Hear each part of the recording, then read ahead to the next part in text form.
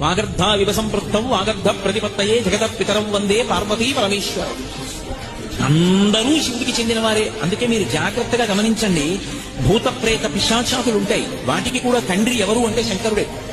నాకు 10 మంది కొడుకులు ఉన్నారనుకోండి, అందులో 9 ఐఏఎస్లు, ఐపీఎస్లు, ఐఎఫ్ఎస్లు, ఐఆర్ఎస్లు, డాక్టర్లు, ఇంజనీర్లు ఉన్నా ఒకడు జేబు దొంగ అనుకోండి, వాడు నా కొడుకు కాదంటే వీల్లేదు. 9 ప్రయోజకులు అయితే ఒకడు అప్రయోజకుడు కూడా నా కొడుకే. ఎందుకంటే వాడిని కన్నవాడిని నేను. ఈ లోకంలో భూతములు, ప్రేతములు, పిశాచములు ఉన్నాయి అంటే వాటిని కన్నవాడు కూడా ఎవడో ఉండాలి. ఆయన పరమశివుడు తప్ప వేరొకడు ఎలా అవుతాడు? అందుకే ఈ సమస్తమైన భూతగణములకు కూడా తండ్రి ఎవరు అంటే శంకరుడే. అవి కూడా ఎవరి మాట వింటాయి అంటే తండ్రి మాట వింటాయి. కాబట్టి ఆయనతో అనుబంధము లేని వారు ఎవరున్నారు? ఎవరు ఉండరు.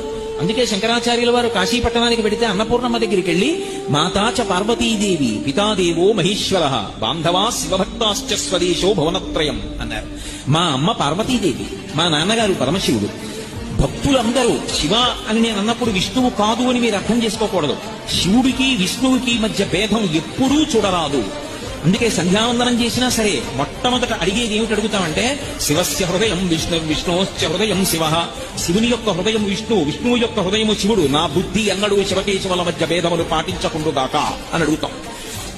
నేను శివభక్తాశ్చ అన్నప్పుడు విష్ణుభక్తాశ్చ అని కూడా దానికి అర్థం. కాబట్టి శివభక్తాశ్చ స్వదేశో భువనత్రయం. ఈ లోకంలో ఉన్నటువంటి వాళ్ళందరూ కూడా మా బంధువులే.